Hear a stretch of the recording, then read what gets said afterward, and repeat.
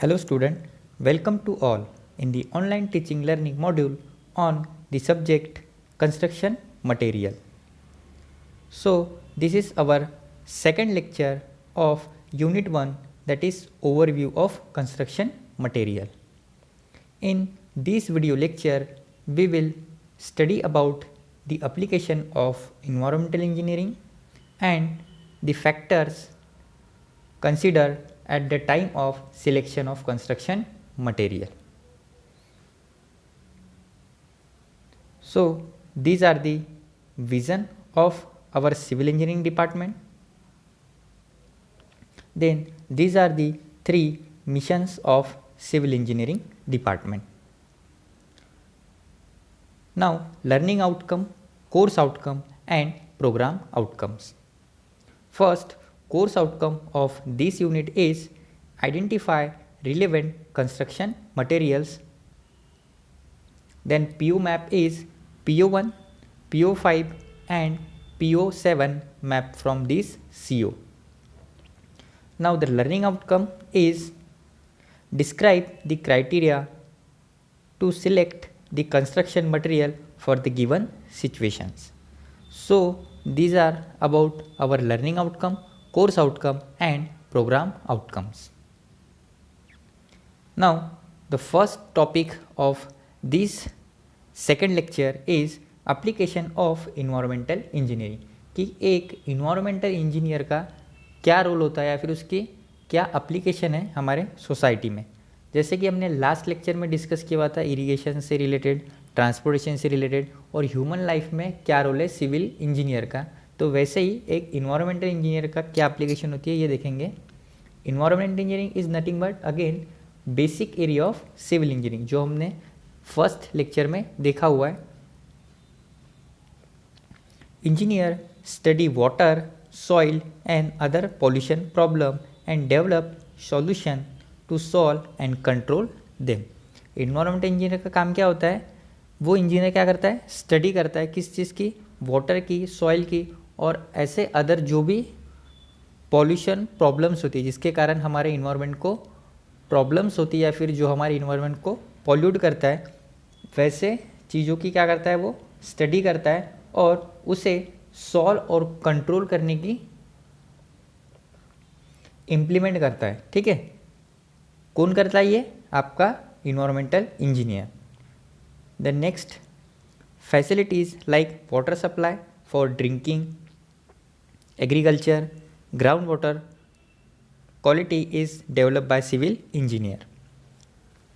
अब क्या करता है, जो भी वाटर सप्लाई होता है चाहे वो किसके लिए हो, आपका ड्रिंकिंग पर्पस के लिए हो या फिर हो सकता है वो आपका एग्रीकल्चर पर्पस के लिए हो या फिर जो आपका ग्राउंड वाटर क्वालिटी है, ठीक है, जो वेल टू वेल में होता है उसकी क्वालिटी है, वो सब चीज़ें कौन मेंटेन करता है, सिविल इंजीनियर. और दैट मीन्स बेसिक एरिया किसका, सिविल इंजीनियर का कौन सा है, हम अभी पढ़ रहे हैं, that is environmental engineering. Then this it includes planning, designing, construction of water and waste water treatment plant and disposal of solid waste. अब ये जो थर्ड पॉइंट है ये मेन एप्लीकेशन है एक इन्वायरमेंटल इंजीनियरिंग की. कौन सी, कि वो क्या करता है, प्लानिंग भी करता है, डिज़ाइनिंग भी करता है और कंस्ट्रक्शन भी करता है. किस चीज़ का, water treatment plant and waste water treatment plant. दोनों प्लांट डिफर करते हैं एक दूसरे से.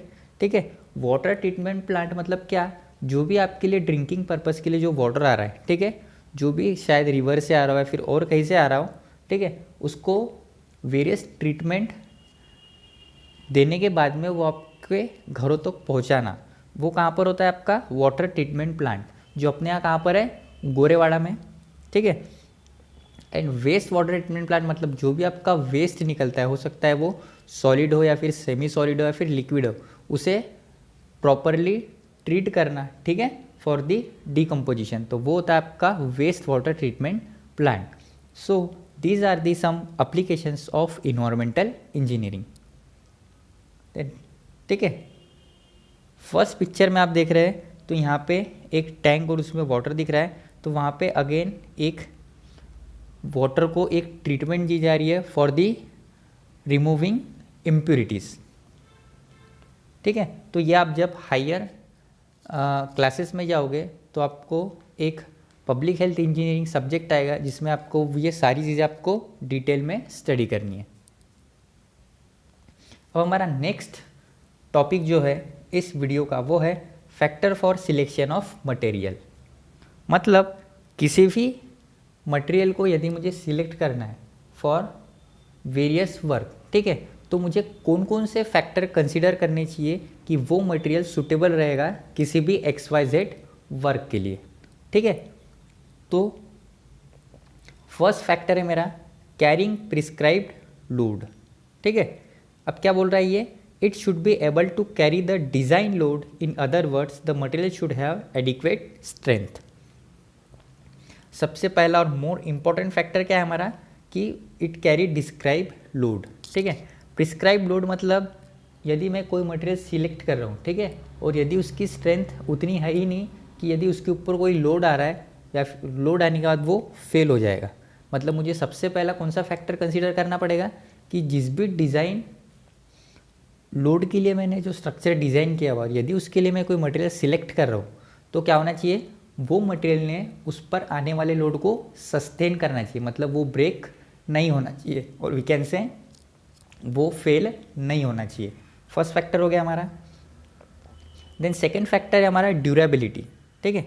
It should be sustain design load for design duration और period. It should resist the weathering action causes by wind, rain, snow etcetera.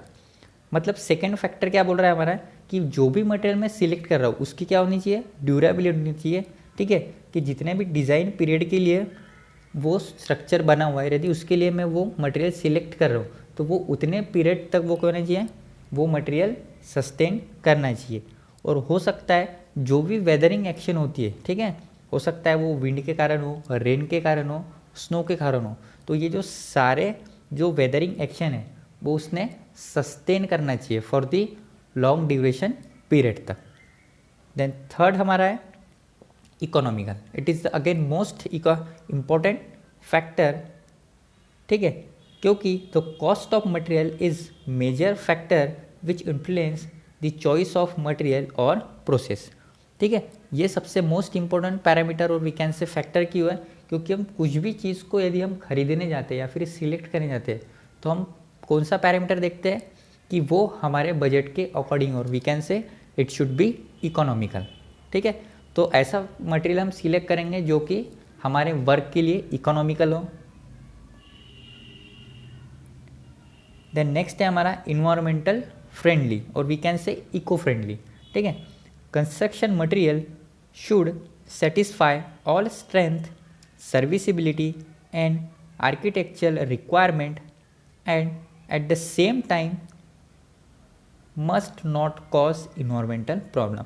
मतलब जो भी मेरा मटेरियल रहेगा वो मैं ऐसे सिलेक्ट करूँगा कि वो क्या करे, वो ऑल जो रिक्वायरमेंट है वो सेटिस्फाई होनी चाहिए, मतलब उसमें स्ट्रेंथ स्ट्रॉन्ग होनी चाहिए, वो सर्विसिबल भी होना चाहिए, वी कैन से ड्यूरेबल होना चाहिए, ठीक है। आर्किटेक्चरल पर्पस के अकॉर्डिंग वो क्या होना चाहिए, अच्छा दिखने में भी होना चाहिए, ठीक है। It gives aesthetic pleasing. लेकिन इसके साथ साथ वो मटेरियल क्या होना चाहिए, इको फ्रेंडली होना चाहिए। इको फ्रेंडली मतलब it does not affect our environment. तो हमें ऐसे मटेरियल को ही सिलेक्ट करना है कि जो हमारे इको फ्रेंडली हो सके और वी कैन से जो हमारे इन्वायरमेंट को अफेक्ट नहीं करता हो, ठीक है। And the last factor is aesthetically pleasing. Aesthetically pleasing मतलब जो हमारे लुक को थोड़ा अट्रैक्ट करता हो, ठीक है। Most non structural material such as floor covering, paints and doors, windows are chosen based on aesthetic consideration.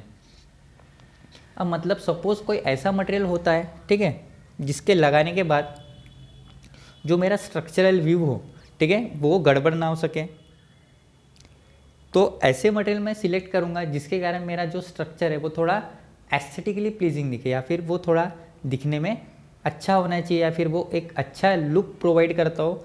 ऐसा मटेरियल भी मुझे कंसिडर करना पड़ेगा eight the time of selection of material, ठीक है। अब उसमें कौन कौन से आते हैं आपके, पेंट्स आ गया आपका, ठीक है, डोर्स, विंडोज़, ठीक है। मतलब वी कैन से जो भी हमारे फिनिशिंग मटेरियल बोल सकते हैं वो हमारे सारे क्या होते हैं, एस्थेटिक प्लीजिंग मटेरियल होते हैं. So these are the 5 factors affect on और we can say consider at the time of selection of any material. Now इसके ऊपर में MSBD में क्वेश्चन क्या आते हैं, state any 2 applications of environmental engineering, कि कोई भी 2 एप्लीकेशन आपको इन्वायरमेंटल इंजीनियरिंग की पूछता है वो 2 मार्क्स के लिए. ठीक है, हो सकता है वो 4 मार्क्स के लिए भी पूछेगा, तो आपको उस टाइम में 4 पॉइंट्स लिखना पड़ेगा. Then state the factor on which selection of type of material depends. जो हमने 5 देखे थे, कौन कौन से थे हमारे, carrying prescribe load, durability, economical, environmental और एस्थेटिकल प्लीजिंग. ठीक है, तो यही आपको 2 क्वेश्चन एज अ असाइनमेंट भी सॉल्व करके गूगल क्लासरूम में अपलोड करना है.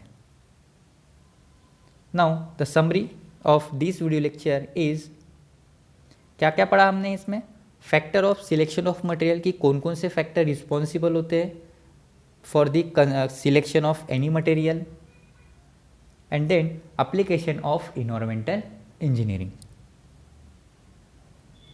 Thank you.